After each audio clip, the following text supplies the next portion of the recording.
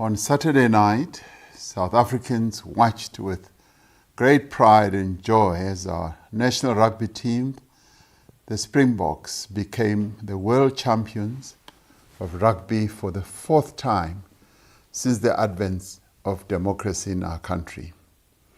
We thus gained the bragging rights of being the only nation to have won the Webb Ellis Trophy 4 times. As a nation, we should be overjoyed. As we celebrated and watched the progress of our team towards the championship, we marveled at their resilience and determination to overcome some of the best teams in rugby in the world.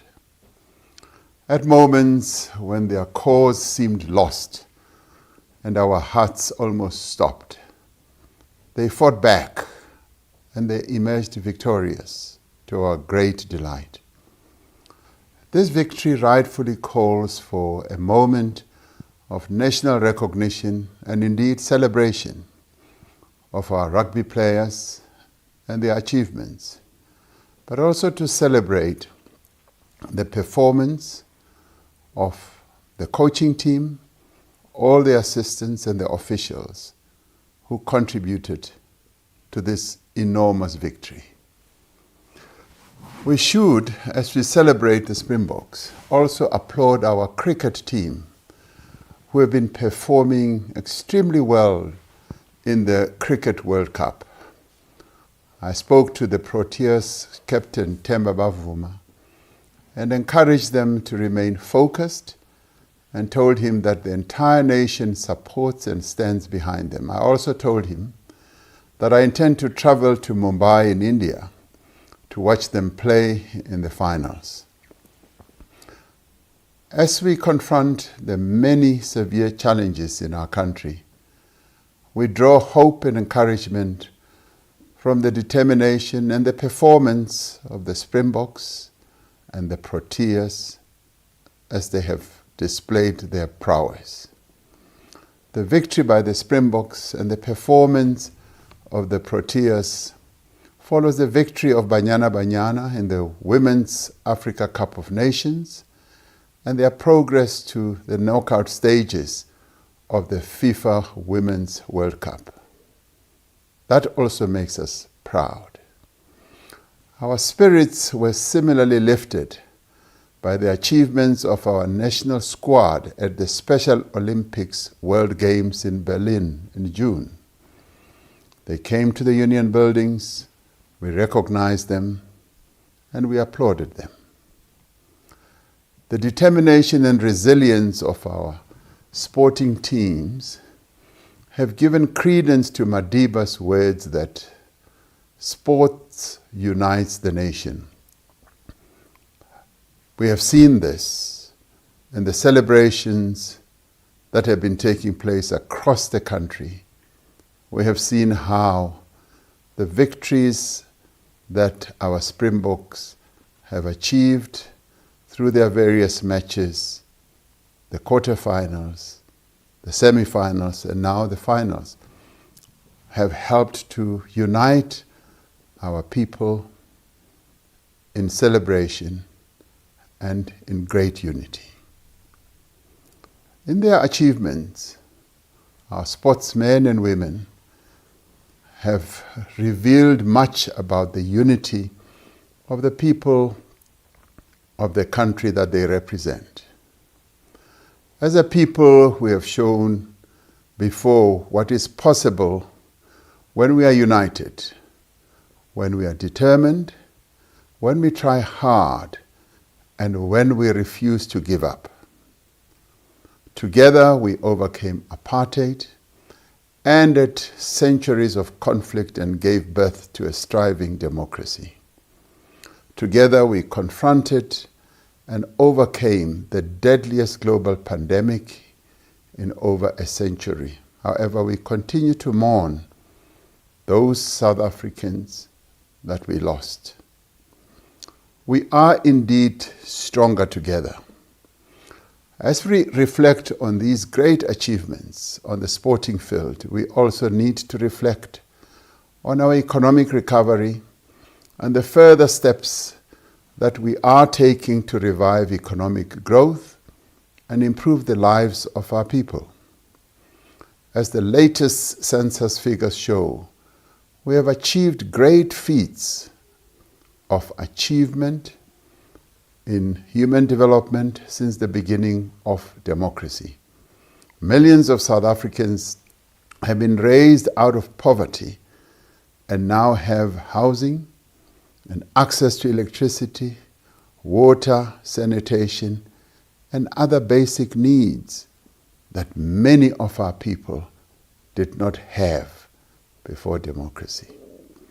Access to healthcare and education have been greatly expanded. Much more still needs to be done to make more progress in improving the lives of our people. Even over the last 10 years, we've seen great improvement and we've been able to make significant strides. For example, the percentage of households in formal dwellings rose from 78% in 2011 to 89% in 2022. This is evidence of concrete progress and should give us encouragement as we confront the challenges of the present. This month, we mark 3 years since we embarked on the Economic Reconstruction and Recovery Plan, which outlined the actions that we would take to rebuild our economy and create jobs in the wake of the pandemic. This recovery plan was accepted and socialized to many stakeholders in our country and was fully embraced by many. And it is underpinned by our National Development Plan, which sets out a clear vision of where we should be going as a country. The last 3 years have been extremely challenging. We're emerging from more than a decade of stagnant economic growth, compounded by the impact of the COVID-19 pandemic. We are working to reverse the legacy of the past era of corruption and mismanagement of our state-owned enterprises, which has left us with a persistent energy crisis and an inefficient ports and rail network. And we are contending with a range of global and domestic pressures which have set us back on our economic recovery. And yet, there are clear signs that our efforts are showing results. Electricity supply is improving, jobs are being created, houses, roads, bridges, and dams are under construction. Law enforcement agencies are cracking down on criminal syndicates. The proceeds of state capture are being recovered. These are reasons for hope. When the COVID-19 pandemic struck, we put in place decisive public health interventions that saved many lives. To deal with the negative economic effects of the pandemic, which resulted in the loss of more than 2 million jobs, we put in place an unprecedented stimulus package that lessened the damage to the economy and to the lives of many people. Since then, in the midst of severe load shedding and increased global volatility, the economy has continued to grow, albeit slowly. The economy has shown a significant degree of resilience and is now larger than it was before the pandemic. Over the last 2 years, the number of people with jobs has increased by 2 million, bringing the level of employment close to its pre-pandemic level, remembering that we lost more than 2 million jobs as a result of the pandemic. A key element of the Reconstruction and Recovery Plan was to expand social protection and public employment. The special SRD grant, known as the 350 Rand grant, which we introduced in 2020, has kept millions of people out of poverty and continues to provide much needed support for those who are unemployed, however little it is.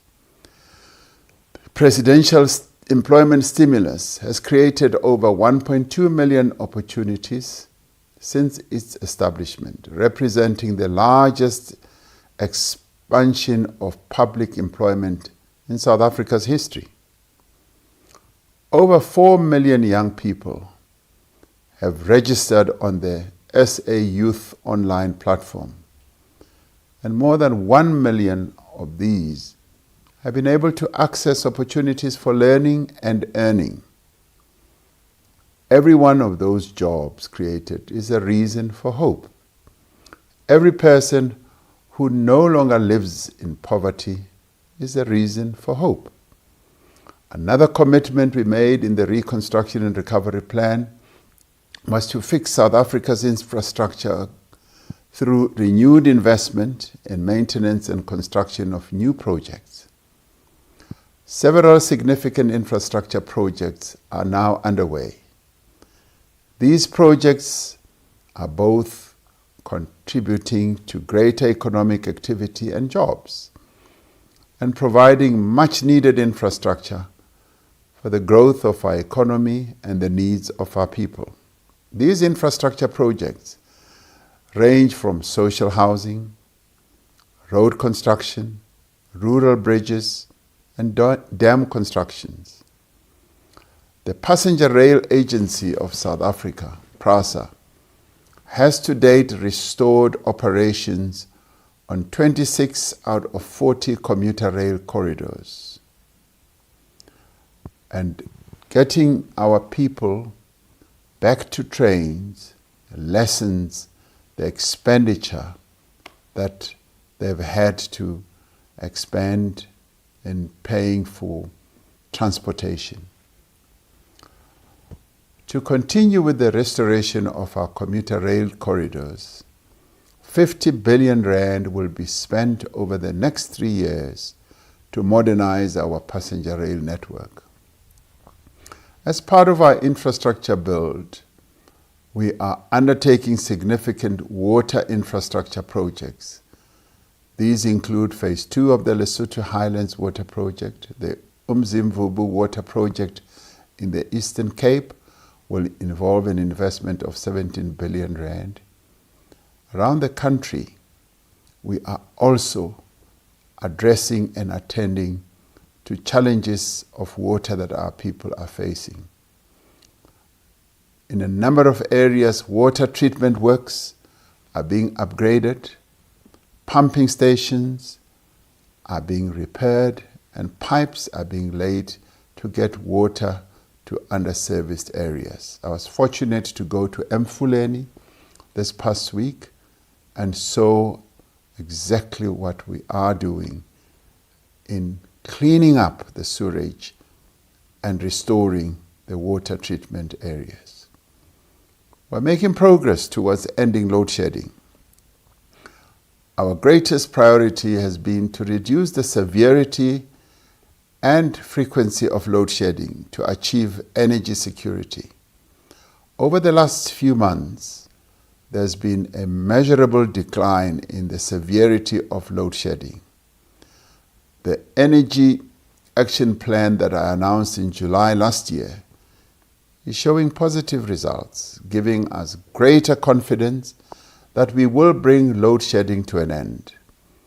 Regulatory reforms we have initiated have enabled a massive increase in private investment in electricity generation, with over 12,000 megawatts of confirmed projects in development.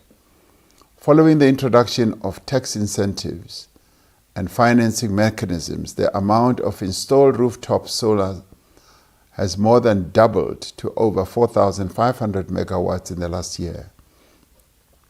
The steady progress we are making in resolving the energy crisis is a reason for hope.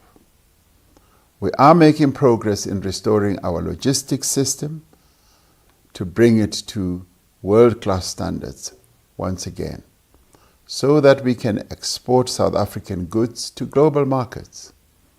The National Logistics Crisis Committee is overseeing a range of interventions to stabilize and improve the performance of the logistics system in the short term, in addition to ongoing reform to improve its efficiency and competitiveness in the long term. The Transnet Board has developed a turnaround plan which aims to increase volumes transported on our network. Progress is also being made with the introduction of private sector participation in container terminals at our ports. I want to make it clear that South Africa's ports, rail and electricity infrastructure are strategic national assets, and they will remain in public ownership. However, introducing competition in operations, both in electricity and in logistics, will create greater efficiency and reduce prices in the long term, just as the introduction of competition in the telecommunications sector has led to greater choice and enormous benefits for customers. We are also making progress in tackling crime and corruption.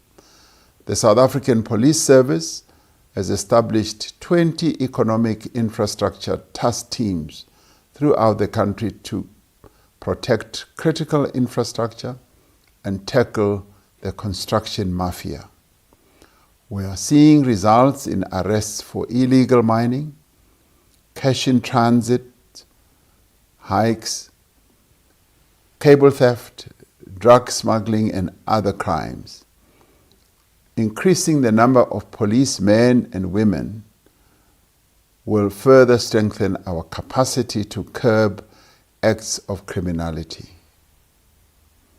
More and more of these policemen and women who are being trained will now strengthen our ability to fight criminality. I've also extended the employment of 880 members of the South African National Defence Force to support the police in combating criminal activity, particularly activity that targets economic infrastructure.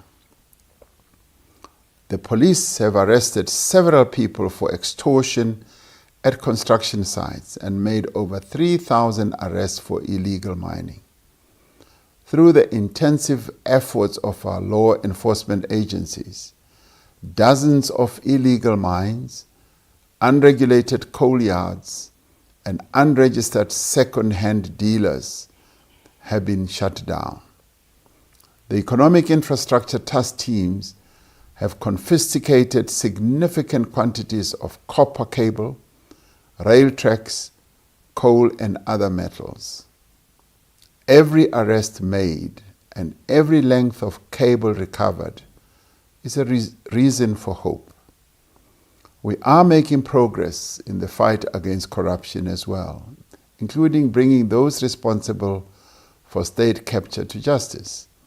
Over the last 4 years, the NPA Investigating Directorate has taken 34 state capture corruption cases to court involving 205 accused persons. Freezing orders of 14 billion rand have now been granted to the Asset Forfeiture Unit for state capture-related cases. Around 5.4 billion has to date been recovered and returned to the state. As recommended by the State Capture Commission, we are putting in place laws, institutions, and practices that reduce the potential for corruption of any sort and on any scale. we are continuing to build meaningful compacts with key stakeholders in a number of areas.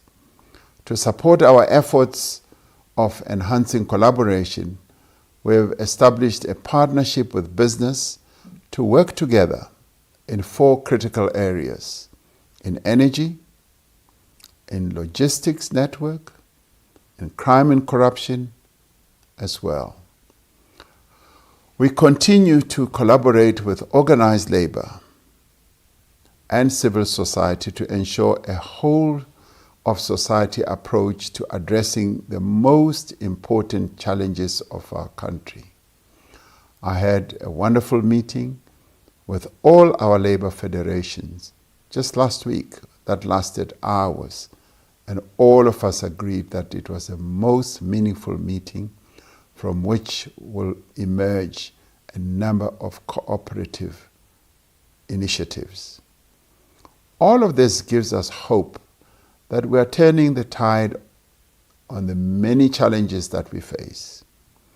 Our economic challenges are severe. Despite the progress we are making, poverty, inequality, and unemployment remain high. We continue to face domestic and global pressures, and our economy is growing too slowly for us to overcome the challenges facing our people and our country. Load shedding has constrained economic growth. The underperformance of the ports and rail network is affecting our ability to get exports to market. Government spending has exceeded the revenue that we collect since the 2008 global financial crisis, without a commensurate increase in economic growth. As the Minister of Finance has noted, for every rand that government collects in revenue, 18 cents go towards servicing our national debt. This means that we are now paying more in interest on our national debt than we are budgeting for the police force. Ultimately, more rapid and inclusive growth is the only solution to unemployment, poverty, and inequality. But what is also important is to address the challenges that we face: wastage in government, yes, corruption, underspending. Growth is also necessary for the sustainability of our public finances. Building on the progress that we have already made and that we are making, government will accelerate the implementation of the economic reforms that we have embarked upon. Many of these reforms were identified in our ERRP, and many more will be embarked upon. To address the weaknesses in many of our municipalities, we are undertaking interventions in local government. As national government, we are driving a number of interventions to support a rapid turnaround in local government services such as water, sanitation, electricity, roads, and waste collection. These interventions are accelerating service delivery where basic services have collapsed. While addressing the immediate problems, we are introducing necessary institutional reforms and the professionalization of our municipal officials. The achievement of sustained and inclusive growth requires a stable macroeconomic environment. A sustainable fiscal trajectory is a precondition for growth. We therefore remain absolutely committed to stabilizing our levels of debt, and adopting a responsible fiscal policy.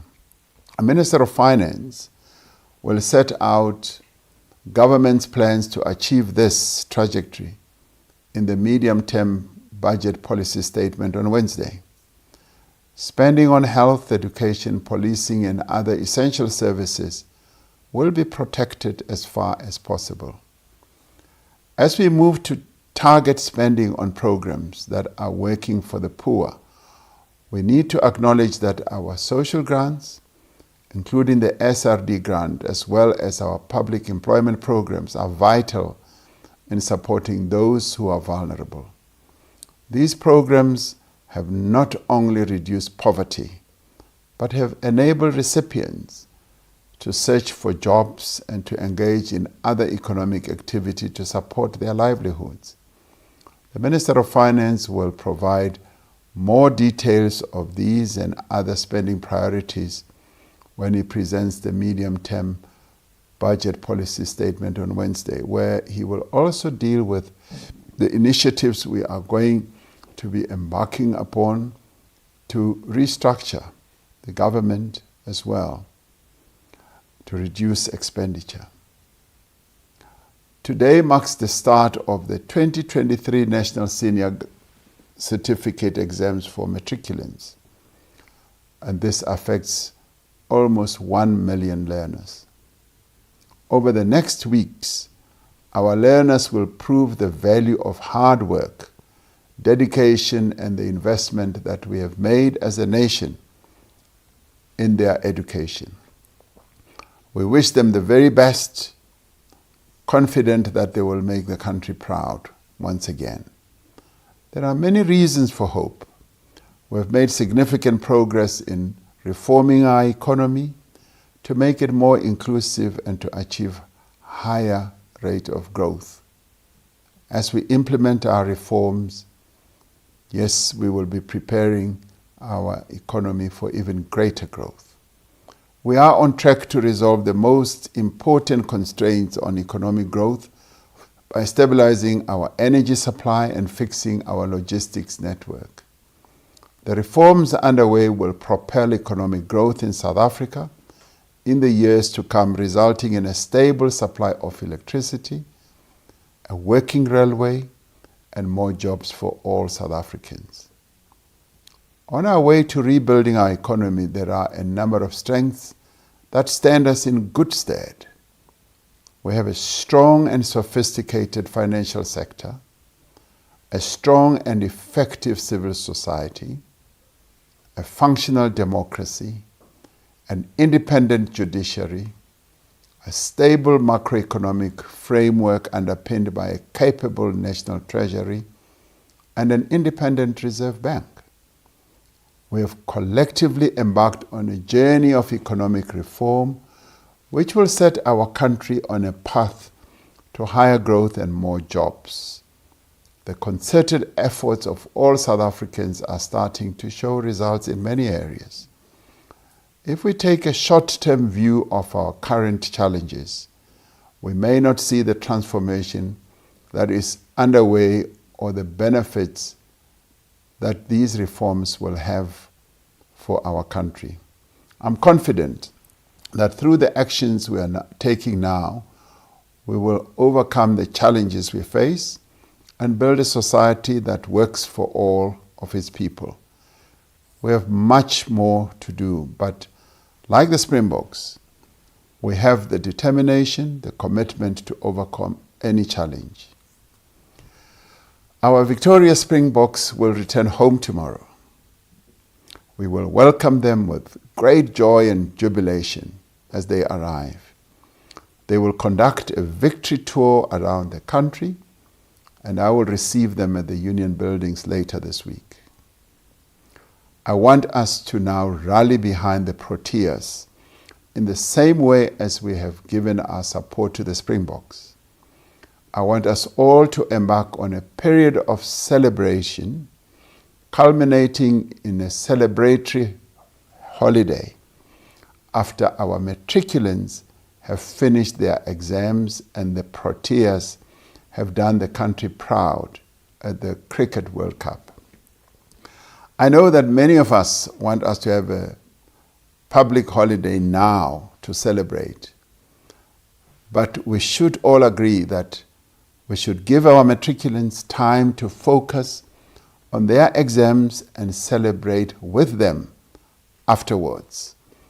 Otherwise, it will disrupt their ability to focus on their most important journey, which is writing a matriculation exams. And this affects close on to 1 million young people.